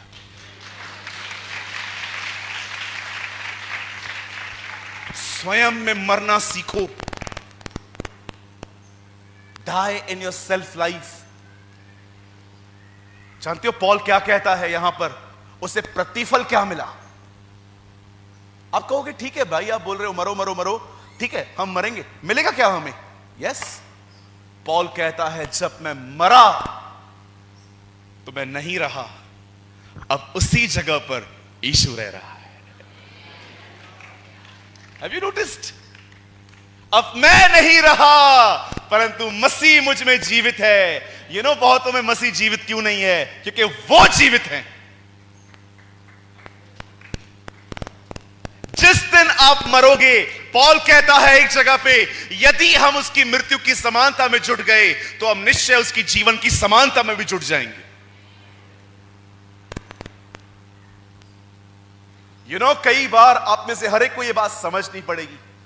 जिस दिन आपने मरना शुरू किया, जानते हो पॉल उसके बाद क्या कहता है? अब मैं नहीं रहा पर मसीह मुझ में जीवित है। और जानते हो यीशु अब उसके अंदर क्या कह रहा है, क्या कर रहा है? आगे लिखा है, वही खुदा अब मुझे विश्वास से जीना सिखा रहा है, शरीर से नहीं। मैं निकल आया इस शरीर से बाहर,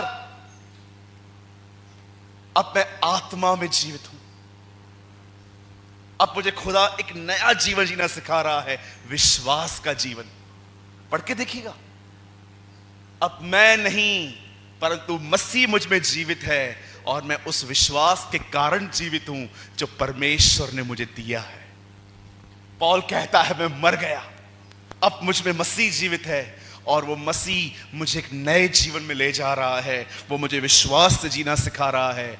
जानते हो विश्वास से जीने का अर्थ क्या होता है? पवित्र आत्मा ने एक व्यक्ति को मार दिया और अब वही पवित्र आत्मा उसे कंटिन्यू यीशु की तरफ देखना सिखा रहा है। Oh what a life! मैं सारी कीमतें चुकाने के लिए तैयार हूं इस जीवन के लिए। मुझे खुदा कहे ना ये छोड़ दे, इवन परमेश्वर मुझे ये कहे ना कि इस जीवन के और मेरे बीच में और तेरे बीच में तेरी सेवकाई आ रही है, मैं खुदा से कहता हूं ले ले, सेवकाई नहीं चाहिए। मुझे ये जीवन चाहिए जिसमें मैं हर दिन तेरी ओर निहारते चलूं।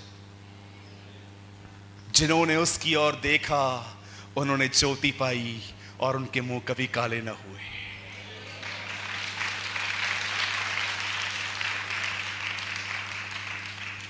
आप जानते हो आप डिप्रेशन में क्यों हो? आप परेशान क्यों हो? आप चिंतित क्यों हो? आपको अपने लाइफ नहीं दूसरों का जीवन इतना क्यों दिखाई देता है?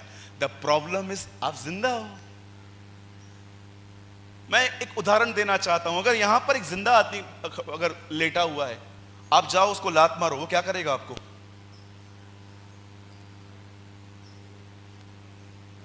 अगर यहां पर कोई जिंदा आदमी को लेटा दे और आप उसको लात मारो तो उठ के क्या करेगा आपको? हाँ, मारेगा, रिएक्ट तो करेगा। लेकिन अगर यहां पर कोई मरे हुए व्यक्ति को लिटा दें और उसको गालियां दो, मारो, पीटो, थूके फेंको, क्या करेगा वो?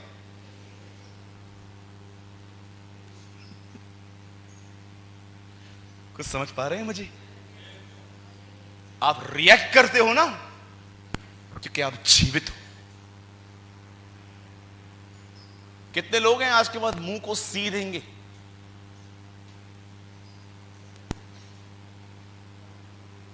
तुम्हें सीना पड़ेगा। सुनिए, ये लास्ट लाइन है, उसके बाद मैं यूथ मीटिंग लूंगा।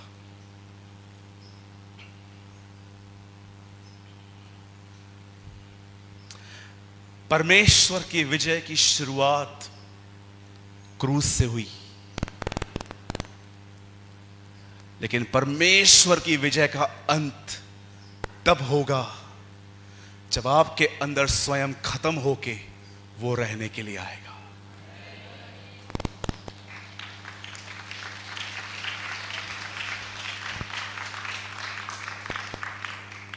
मैं फिर से कहता हूं, परमेश्वर की विजय की शुरुआत उस समय से हुई जब यीशु क्रूस पे मरा। पर आप जानिए अंत वहां होगा जब वो आपके अंदर आपको नहीं अपने पुत्र को देखेगा।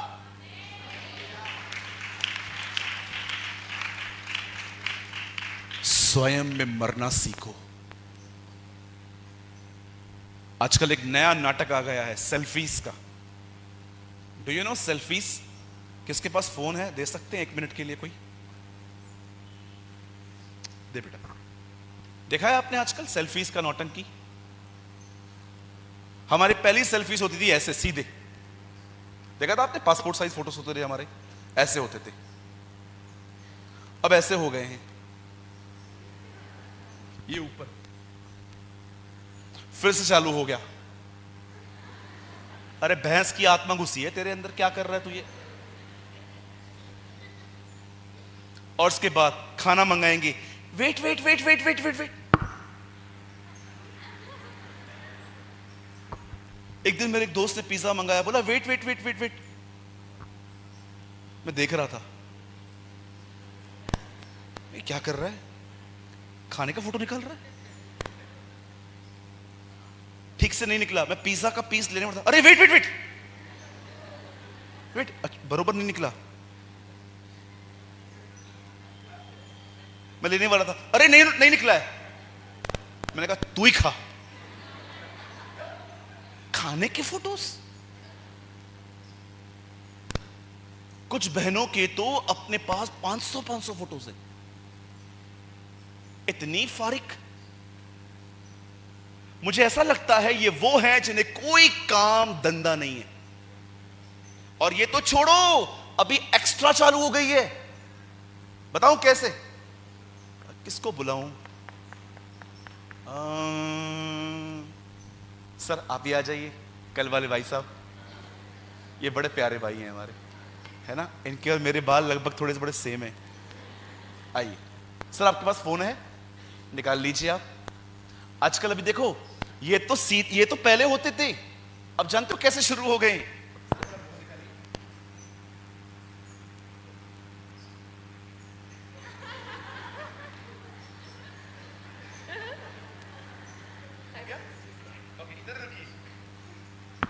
और निकालिए।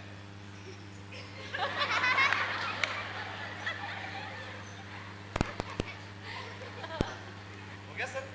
रुकिए रुकिए, अभी चालू है। रुकिए अभी रुकिए।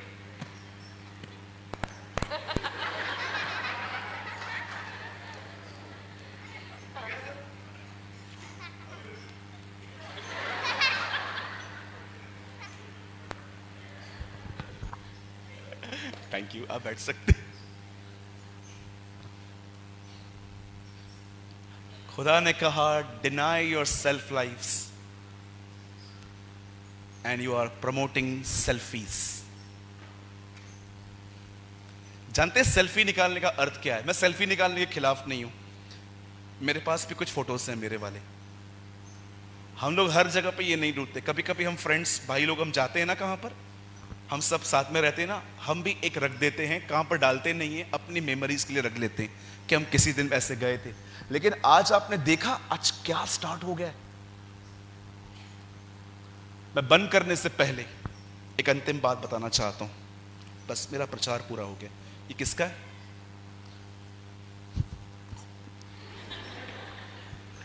सुनिए, एक दिन I was reading the book of रसूलों के करतब, प्रेरितों के काम। मैं एक दिन प्रेरितों के काम पढ़ रहा था। मैंने प्रेरितों के काम में कुछ ऐसी बातें पढ़ी जो बड़ी खतरनाक थी। पतरस की छाया से लोग ठीक हो रहे थे। पौलुस के ऊपर एक ऐसा अभिषेक था कि लोग उसकी शर्ट को टच करके रुमालों को बीमारों पर डालते थे, वो ठीक हो जाते थे। फिलिपुस ने गॉस्पेल बताया, पूरी सामरिया प्रभु में आ गई। पतरस ने प्रचार किया, यहूदियों ने तौबा करी। और मैं जब ये पढ़ रहा था, मैंने कहा प्रभु क्या रिवाइवल है यार, हर जगह पे लोग विश्वास कर रहे हैं, तेरे पीछे चल रहे हैं। मैंने कहा प्रभु आजकल ये सब क्यों नहीं होता, बहुत कम रेयर दिखा जाता है आजकल ये। मुझे जानते हैं परमेश्वर ने क्या कहा? सूरज। ओ वो बड़े प्यार से नाम पुकारता है मेरा। प्रभु ने मुझे कहा सूरज तुझे पता है बेटा, मैंने अपनी ताकत नहीं खोई है, मैं वही प्रेरितों के काम का परमेश्वर हूं, लेकिन आज मेरे बच्चों ने फोकस खोया है। That is a problem. मैंने ताकत नहीं खोई है, तुम्हारे ध्यान भटक गए। आज मैं आपसे पूछना चाहता हूं, किसको प्रमोट करते हो तुम? खुद को? बस फोटोज डालने हैं इंस्टाग्राम पे। आपको पता है कभी कभी लोग आपके नीचे कमेंट्स क्या करते? कुछ लोग तो अपना फोटो लगा के ऊपर वचन लिखते हैं, उसने मुझे अद्भुत तरीके से बनाया है। वाह, very good. You are using God's name for your promotions. जरा सोचो, क्या दिन आ गए हैं आज के लोग परमेश्वर का इस्तेमाल करते हैं अपने आप को प्रमोट करने के लिए। अरे खुद को फेमस मत करो। बाइबल मुकद्दस साफ कहती है, प्रभु ने इब्राहिम से कहा मैं तुझे बेटा दूंगा, मैं तुझे रहने के लिए जगह दूंगा। और जानते हो प्रभु ने तीसरी प्रतिज्ञा क्या की थी? मैं तुझे प्रसिद्ध करूंगा। इंग्लिश में लिखा है I will make your name famous. अरे हमें खुदा उठाना चाहिए, हमें परमेश्वर उठाना चाहिए।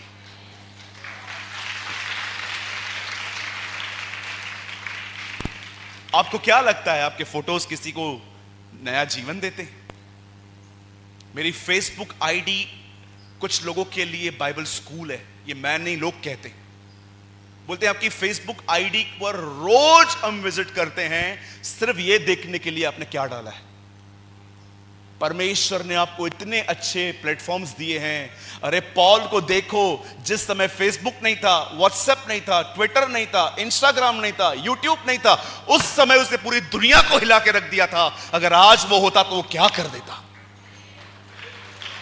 पूरे एशिया को उसने हिला दिया था, पूरे यूरोप को उसने हिला दिया था। अगर आज उसे हम यूट्यूब देना, मैं आपको सच कहता हूं पूरे संसार को हिला दे। क्या परमेश्वर ने आपको प्लेटफॉर्म दिया है और आप लोग कचरे में लगे पड़े हो। 500 लोग हैं आपके फ्रेंड लिस्ट में, अरे उनको वचन दो, लिखो उन्हें, ऐ बोझ से दबे हुए लोगों मेरे पास आओ। यीशु ने कहा आपके फोटो को देख के कोई उत्साहित नहीं होता, आपके वचनों को पढ़ के लोग खुदा के पास पहुंचते हैं। बंद कर दीजिए ये सब, कुछ नहीं मिलेगा आपको। आपने कभी देखा है मुझे फोटोज निकालते हुए? जो भी लोग डालते हैं वो क्लिक करके डालते हैं, मैं अपने फोटोज नहीं डालता। अरे क्या पड़ा है मेरी शक्ल में? क्या पड़ा है हमारी शक्ल में? मुझे बताइए। मैं आपसे पूछना चाहता हूं क्या पड़ा है हमारी शक्ल में? इस दुनिया में एक ही है जो सबसे ज्यादा खूबसूरत है, वो है। उससे जोड़ो लोगों को। हम जानते हैं कौन है? आप जानना चाहते हैं आप कौन है? विलाप श्रेष्ठ गीत पढ़िए घर पे जाके। दुल्हन दूल्हे से कहती है मैं काली हूं पर फिर भी तूने मुझसे प्रेम किया है। हम काले लोग हैं, हमसे उस गोरे ने प्यार किया है। हम काले हैं, आपको नहीं पता है? पढ़ के देखिए श्रेष्ठ गीत पहला अध्याय दूसरा वचन। आइए जल्दी से खोलिए, आपको पता होना चाहिए। सेल्फीज वालों, क्या एक्चुअली हम दिखते कैसे हैं खुदा के सामने? सब खोलिए श्रेष्ठ गीत।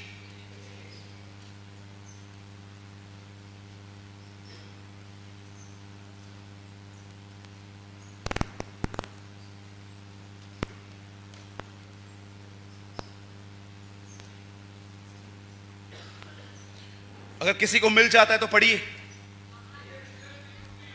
नंबर, पढ़िए 1 का 5। हे यरूशलेम की बेटियों, बस बोलो मैं काला हूं। काले हैं तो क्या हुआ दिल वाले? आपको पता है खुदा ने काली औरत से शादी की है। आप में से कोई करे? बहुत लोग तो रंग रूप देख के रिजेक्ट कर देते, नहीं नहीं ये नहीं चलने वाली है। क्यों? काली है। मेरी बहनों, लोग आपको भले काली देख के न स्वीकार करें, आपके खुदा ने आपको स्वीकार किया है। आमीन। मैं भी काला हूं। मैं कौन सा अंग्रेज से जन्मा हूं?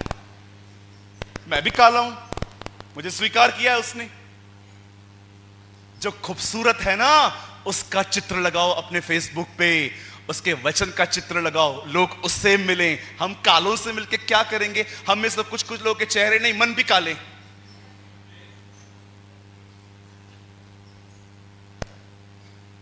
हम कालों को देख के लोग क्या करेंगे? मुझे बताओ। बाइबल बताती है तुम काले हो। अब कालों को किस चीज में घमंड है?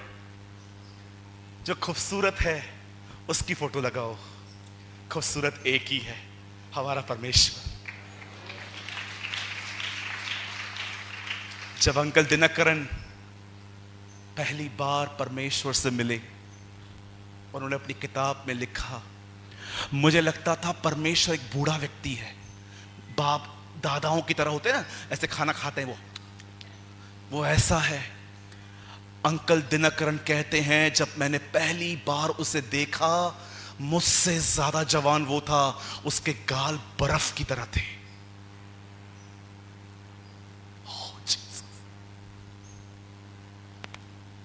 और जब वो उसके सामने खड़े थे, उन्होंने पवित्र आत्मा से पूछा, पवित्र आत्मा मैं क्या मांगू?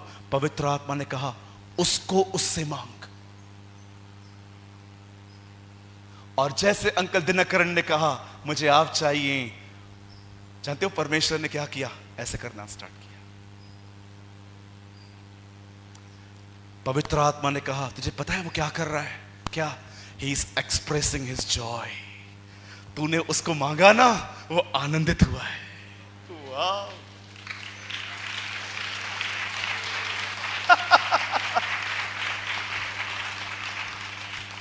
अंकल दिनकरन एक्चुअली उससे 9 वरदान मांगने गए थे, लेकिन जब उन्होंने खुदा को देखा ना, वरदान छोड़ो, उन्होंने खुदा को खुदा से मांग लिया, मुझे तू चाहिए। यीशु ने कहा, जब तुम प्रार्थना करो तो कहो, ऐ पिता हमें रोटी दे। और आगे चल के वो कहता है, रोटी मैं हूं। खुदा से मुझे मांगो, मुझे मांगो खुदा से। अरे वो आपके साथ है, सब कुछ आपके साथ है, सब कुछ आपके साथ है। लिखा है, जिसको परमेश्वर जिसको भाए, जिस व्यक्ति को परमेश्वर अच्छा लग जाए, लिखा है प्रभु उसके दुश्मनों से भी उसका मेल करवा देता है। मेरे भाइयों, मेरी बहनों, स्वयं में मरना सीखो, शांत रहना सीखो, अपनी इज्जत में मरना सीखो, नम्र होना सीखो, तब ही लोग खुदा को आप में देख पाएंगे। आइए मेरे पीछे कहिए और इस सभा को पूरा कीजिए। मेरे पीछे कहिए, इससे पहले कि लोग यीशु को बादलों पर देखें, उससे पहले लोग प्रभु को मेरे अंदर देखने पाएंगे। आमेन, आमेन।